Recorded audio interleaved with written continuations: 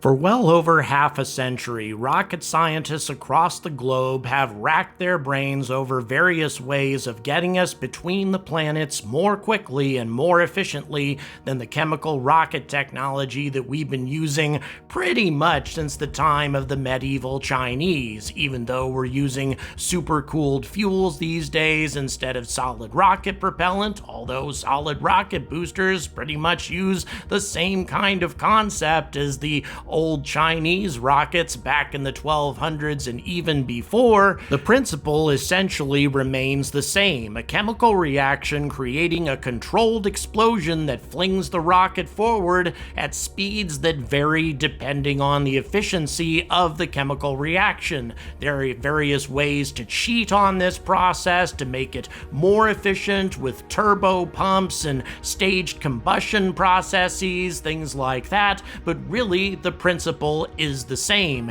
and you can only change the thrust that you get out of a chemical rocket by 10, 20, 30% at best, certainly nothing like an order of magnitude, and that's really what we need if we want to get serious about interplanetary flight. Yes, we can get to Mars in about 6 months or so utilizing conventional chemical propulsion, although Starship has to use incredibly powerful engines to accomplish this, pushing chemical rocket technology essentially to its limit in order to be able to propel a substantial amount of payload all the way to the red planet in 6 months. So here's the question: is 6 months fast enough? Well, many people argue that it isn't.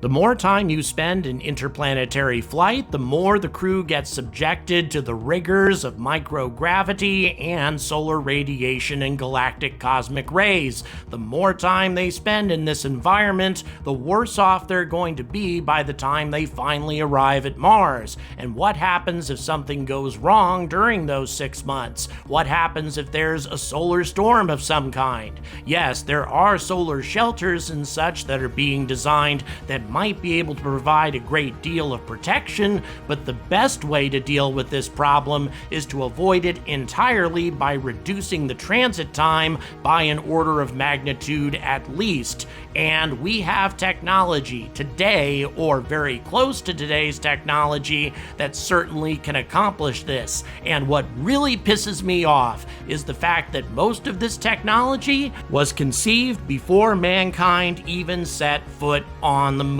So here's a list of the top 10 methods of getting to Mars more quickly and more efficiently than chemical rockets.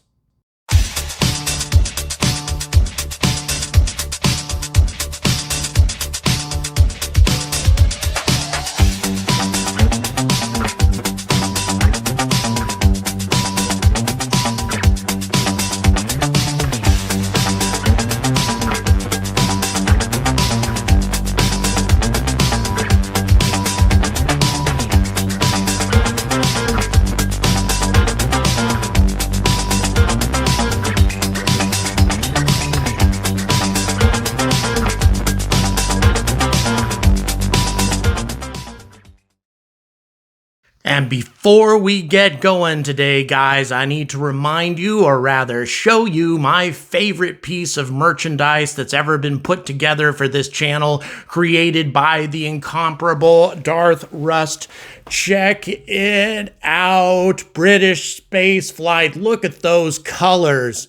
Look at that design. A unique, exclusive design from the Angry Astronaut, created by one of my most awesome supporters. And what? Check this out. Are you kidding me? On the back. Check that out.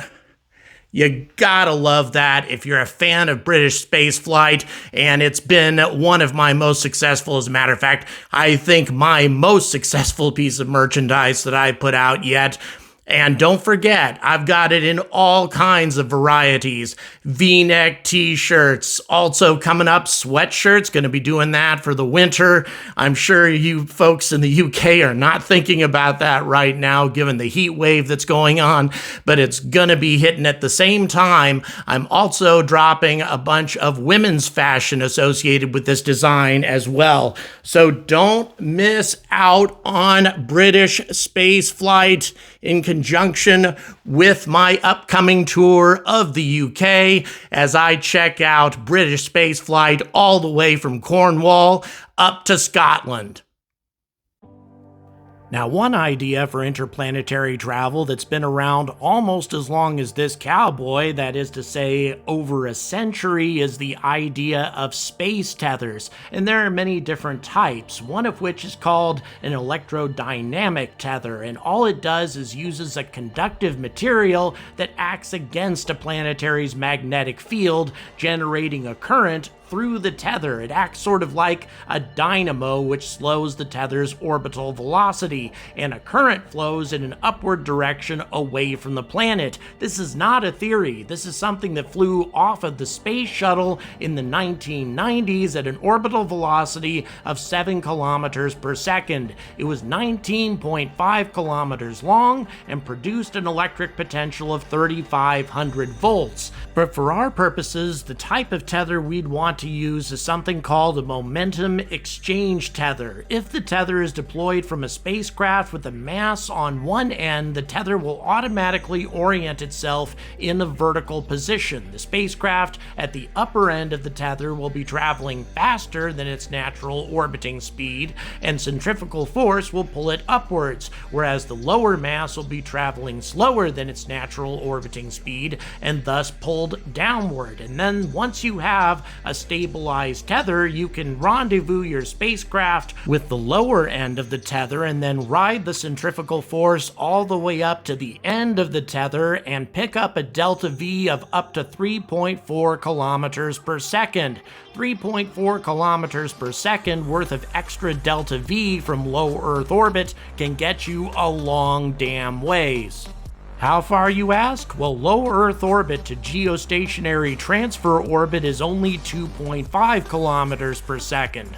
Mars transfer orbit is 3.8 kilometers per second, which means without any propellant whatsoever, you can almost get yourself onto a Earth to Mars trajectory utilizing this tether, and then engage your engines after that. Even if you were just using chemical engines in conjunction with this tether, it would increase the efficiency and the speed of your Earth to Mars transit tremendously. But there are other types of propulsion you could use to make this system even more efficient. And by the way, this is something that you could use from Mars, from the moon. A tether can be used from just about any place. As a matter of fact, it's a lot easier to use it from other planetary bodies where you don't have so much space junk and satellites in the way.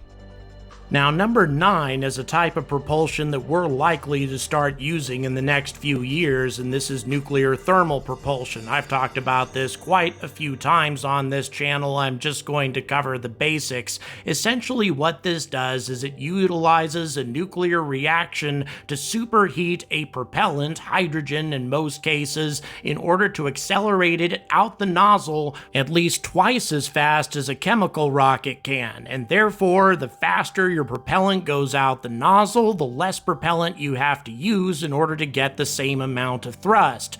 Double the efficiency means double the speed, or double the payload if you want to go at the same speed for cargo purposes. So you're looking at reducing transit time down to about 3 months instead of 6. However, just like with chemical rockets, you can use modifications to this system to improve its performance. For example, the LOX Augmented Nuclear Thermal Rocket, or LANTR. What this does is adds oxygen at the end of the reaction in order to combine it with the hydrogen that's escaping through the nozzle in order to increase the weight of the propellant that's being flung out the nozzle. Now, of course, once the propellant becomes heavier, it slows down, reducing the specific impulse. However, the thrust nearly triples because H2O, or water vapor, is much, much heavier than just hydrogen. By adding these afterburners to a nuclear thermal rocket, you can double its theoretical performance, therefore reducing the transit time down to 45 days to Mars instead of 6 months.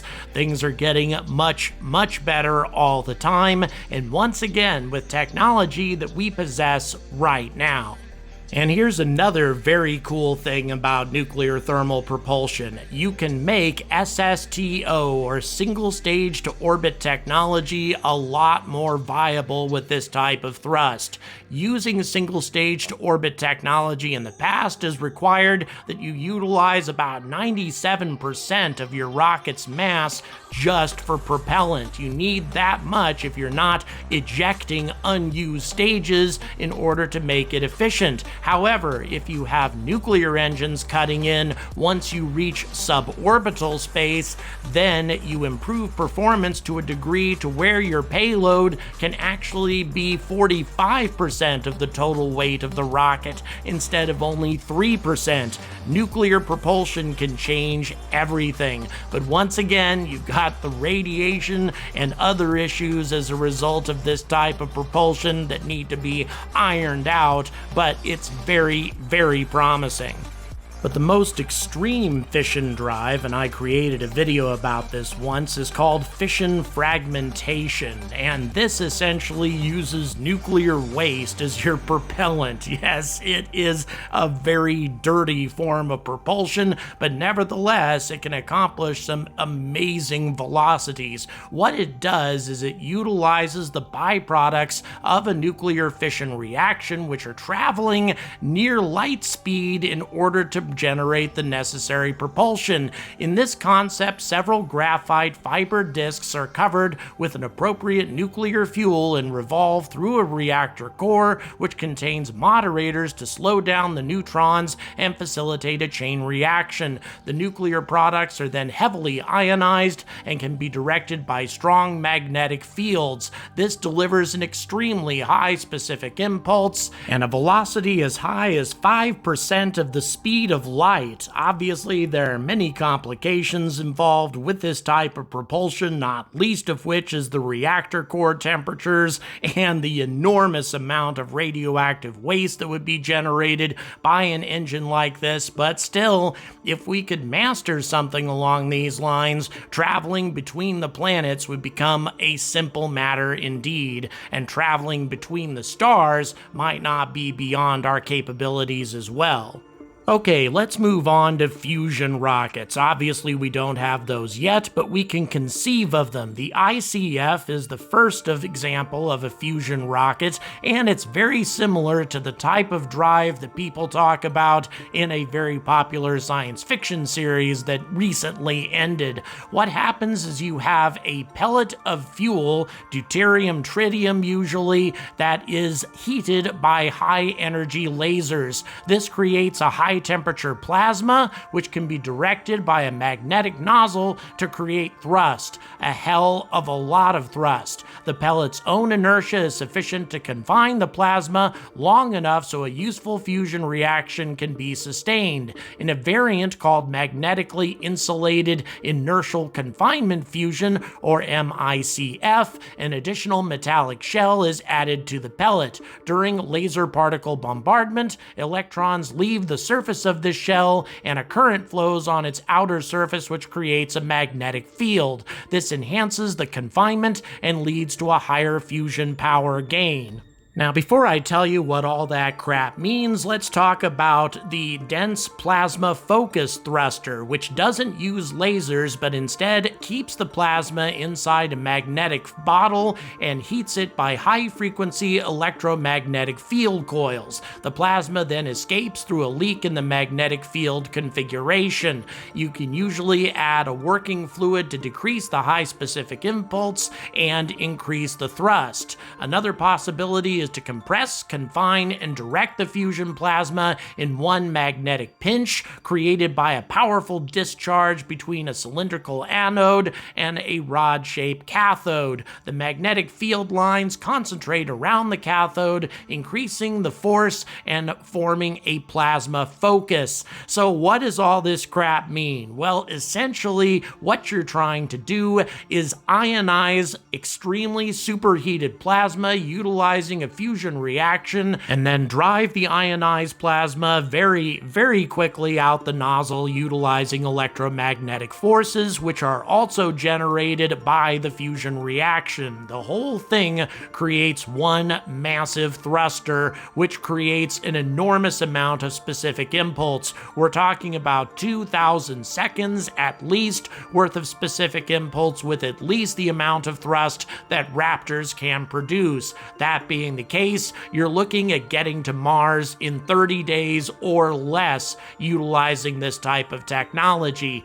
Even more impressive is the fact that you'll be able to reach the Jovian moons in 6 months or less, probably more along the lines of 5 months, putting the gas giants within our reach. Once we master fusion, it's going to take interplanetary travel to a completely different level.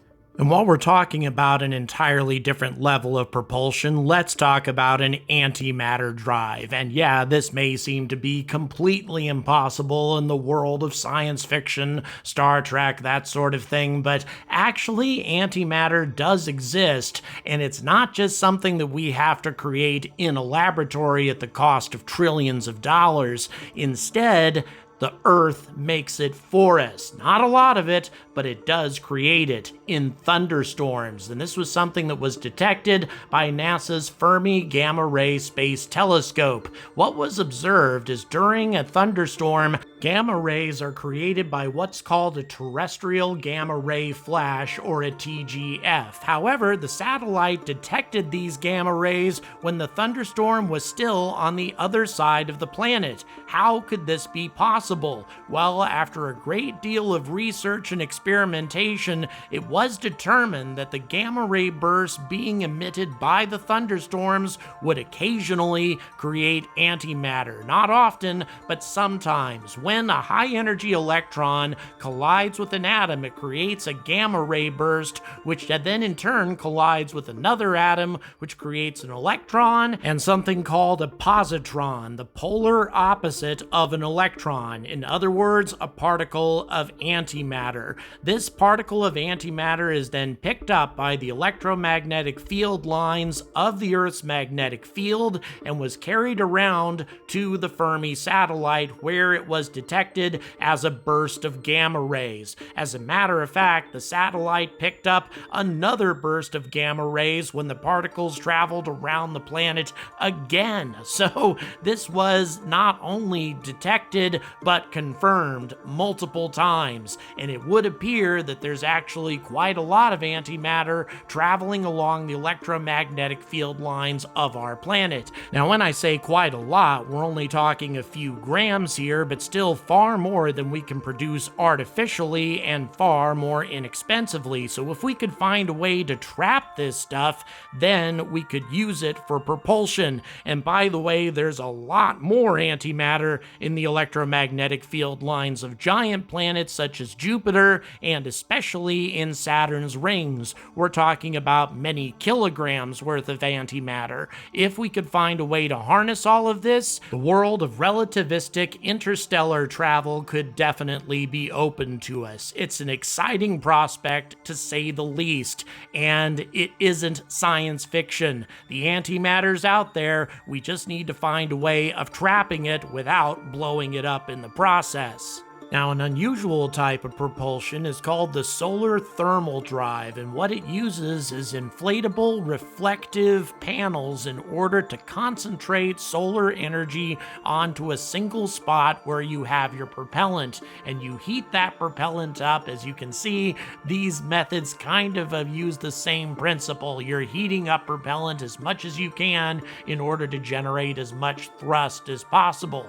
In this particular situation, you could heat it up theoretically to about 5,800 degrees Kelvin. That is, if you were using a particular type of metal called liquid rhenium as a heat exchanger to transfer the energy to the propellant. This would provide a delta V of over 19 kilometers per second, allowing you to get to Mars in substantially under 2 months. A very good performance, but once again, do you really need this this much solar energy and this much complexity to reach Mars in 2 months when nuclear thermal can do it in 3. Kinda hard to say, but once again, if you can find ways of improving the performance of this system, different types of substances that can be heated to even higher temperatures, you can get even higher performance, whereas chemical rockets have pretty much reached their limit. And speaking of limits, it's time to talk about what I regard to be the ultimate in interplanetary and interstellar travel, things that don't require propellant.